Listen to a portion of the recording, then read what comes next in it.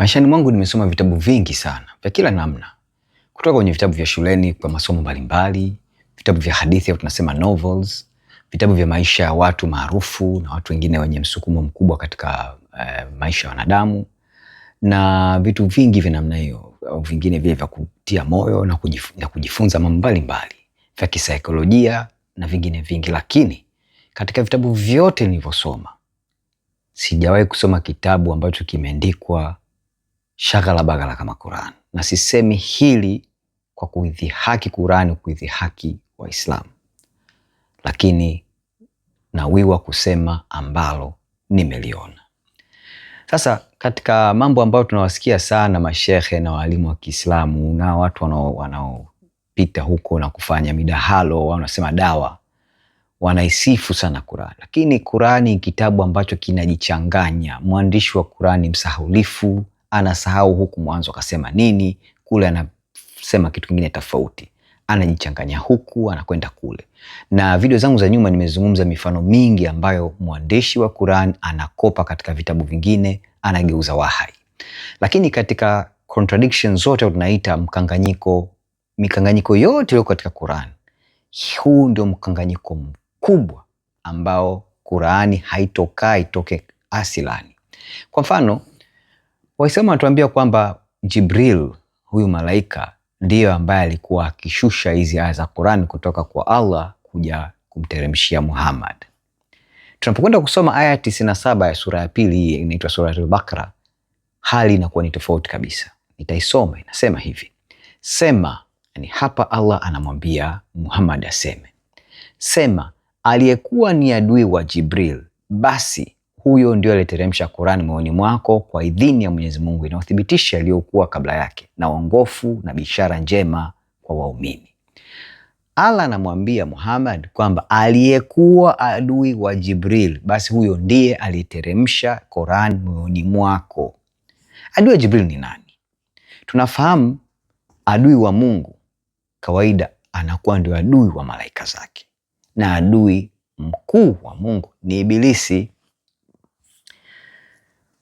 Tunaposoma kisa cha huyu Ibilisi katika sura ya pili ya Qur'an hiyo hiyo kwenye aya 34, sura ya 7 ya 11, tunakwenda katika sura ya 15 ya 28 mpaka 31, sura ya 17 ya 61, tunaona huyu Ibilisi kikubwa kilimponza ni kukataa amri ya Allah ya kumsujudia Adam, na ndipo anakuja kupewa adhabu kadhaa.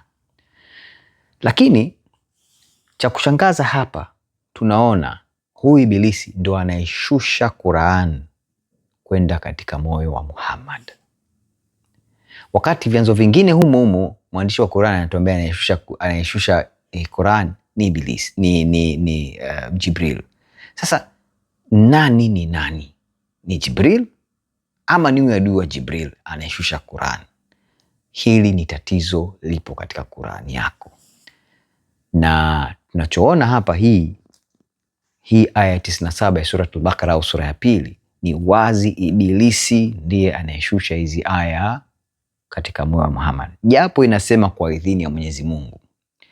Lakini tukienda katika vitabu ambacho aya hii inasema, hii Qur'an inayoshushwa na Ibilisi hii, au huyu adui wa Jibril huyu ambaye si mwingine isipokuwa Ibilisi, inasema hiyo Qur'an inathibitisha yaliyokuwa kabla yake. Maana yake inathibitisha yale mengine yaliyoshushwa. Kwa mfano, maana yake hapa inathibitisha Torati, inathibitisha Zaburi, inathibitisha na Injili.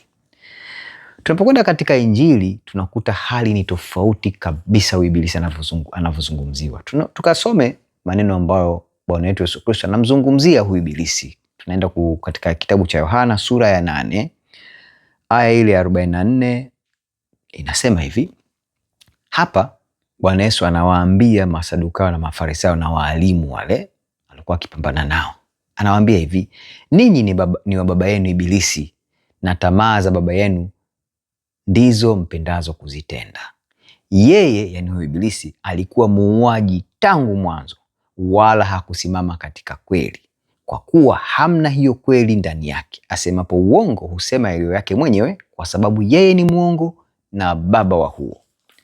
Sasa huyu Ibilisi Bwana Yesu anamzungumzia kwamba ni muuaji, ni muongo, ni baba wa uongo.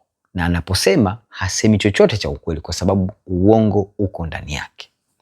Sasa huyu Ibilisi ndio anashusha Qur'an katika moyo wa Muhammad. Jiulize, Muhammad alikuwa salama?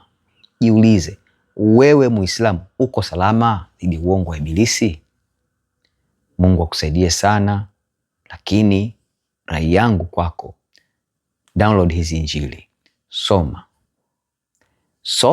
uanze kuona ukweli wa habari ya wokovu ilivyo kupitia Bwana wetu Yesu Kristo, ili siku moja nawe upate neema hii ya wokovu.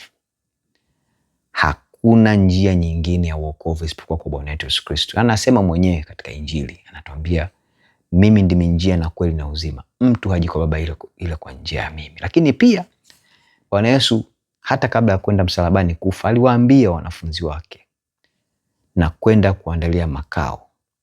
Nyumbani kwa Baba yangu kuna makao mengi, na kwenda kuandalia makao ili nilipo mimi nanyi muwepo. Karibu ndugu yangu, soma maandiko upate kujua habari ya wokovu ya Bwana wetu Yesu Kristo. Anajua alipo, anajua na anatamani tuwepo pale alipo yeye kwa Baba yake kule mbinguni. Namna pekee yake kufikia ni kumfuata Bwana wetu Yesu Kristo na kumtii kwamba ni Bwana na Mwokozi wa maisha yetu. Mungu akusaidie sana ndugu yangu Muislamu.